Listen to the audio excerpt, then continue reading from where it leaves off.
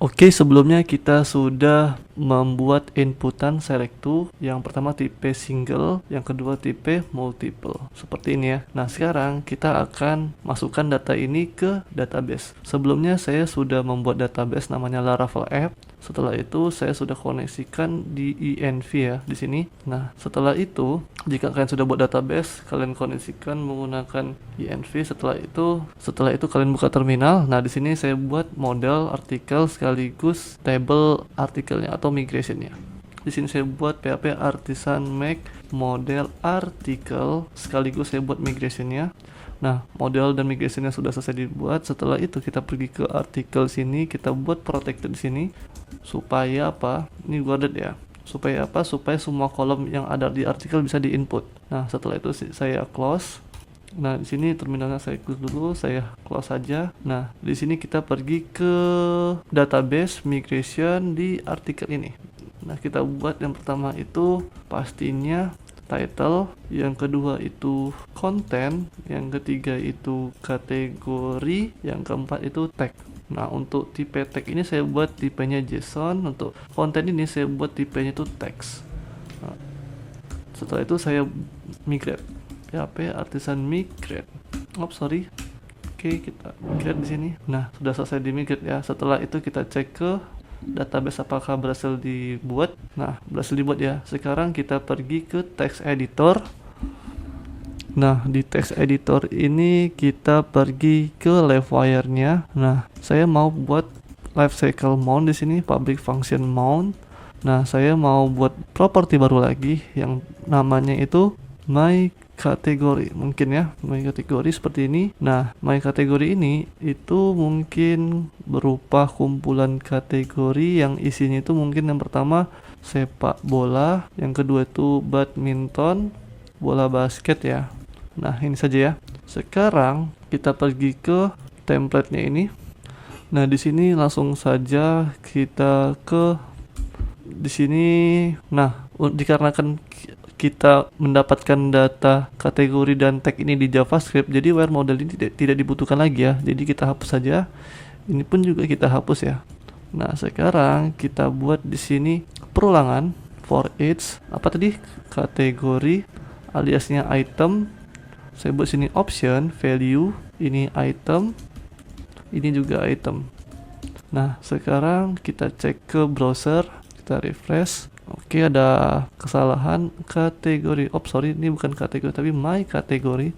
Kita refresh lagi. Nah, berhasil ya. Nah, sekarang di sini masalahnya tidak ada placeholder-nya. Sekarang kita buat placeholder-nya. Untuk buat placeholder-nya itu sendiri, kita cukup buat di sini. Kita buat di jQuery ya. Kita panggil ID my kategori. Ini seharusnya bukan dolar ya, tapi pagar. Nah, kita buat sini select to. Setelah itu kita buat di sini di dalamnya itu placeholder. Kita isi aja pilih kategori. Oke. Nah, sekarang kita cek lagi ke browser apakah berhasil dibuat placeholdernya. Ada kesalahan di sini ya. My kategori. Benar seharusnya sini. Oke. Biar tidak pusing, kita cek aja dokumentasinya. Kita pergi ke select to.org ya. Di sini ada yang namanya placeholder. Kita cari. Nah, ini dia placeholder, kita klik. Oke, dia di sini membutuhkan option ya. Jadi kita tambahkan di sini option kosong. Option kosong seperti ini. Nah, sekarang kita cek lagi ke browser apakah berhasil. Nah, berhasil ya. Dan tagnya kita buat juga. Di sini kita tambahkan lagi, kita copy paste saja. Ini kita buat my tag, ini juga pilih tag. Kita cek lagi ke browser, kita refresh. Oke, berhasil ya. Sekarang kita buat perulangan di sini apakah sudah masuk? Oke, sudah masuk juga ya. Nah, di sini untuk tag ini kita buat perulangan secara dummy aja ya datanya. Kita buat di sini range. Saya buat di sini 1 hingga 10 deh. Saya buat sini aliasnya item. Saya buat di sini option item. Di sini juga saya panggil item. Nah, di sini saya buat tag. Di sini juga saya buat tag. Nah, sekarang kita lihat ke browser lagi. Kita refresh. Oke, kita klik. Nah, berhasil ya. Sebenarnya ini kurang efisien ya cara buat seperti ini. Cuman karena untuk tutorial jadi saya buat seperti ini aja. Jadi misalkan kalian punya beberapa tag ya kalian ambil aja datanya dari database, oke? Atau kategori pun juga kalian bisa ambil dari database. Sebenarnya saran saya ketika kalian menggunakan select to ini yang single ini ya, kebanyakan kalian pasti pakai buat untuk mencari. Oke, kita langsung saja. Di sini kita pergi ke livewire-nya. Kita buat di sini Ctrl D, kita buat nama kolomnya di sini. Kita copy, kita pastekan di sini. Nah, dikarenakan kalau kalian lihat di sini di database migration ini, di migration ini, saya buat sini tipe tag itu JSON ya. Jadi, kita harus ubah datanya itu yang awalnya array menjadi JSON and code. Menjadi JSON ya. Setelah itu, kita panggil modelnya article create data seperti ini. Jika terus saya buat sini store sama dengan, maksudnya saya bungkus store ini di dalam variabel store. Setelah itu saya buat if di sini. Jika store-nya berhasil atau input datanya berhasil, maka kita buat di sini this, kita buat ada 4 paste di sini. Saya buat di sini semua datanya 0. Oke, ini diadomnya kita hapus saja.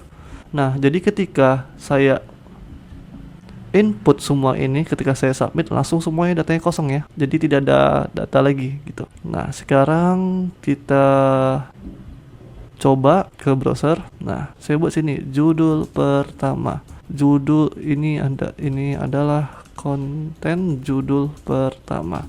Saya input sini kategorinya badminton, untuk tagnya saya buat kita ambil 2 dan 4. Saya submit. Nah, kenapa kategori dan tagnya tidak 0? Oke, akan saya jelaskan nanti. Kita cek dulu ke database apakah berhasil.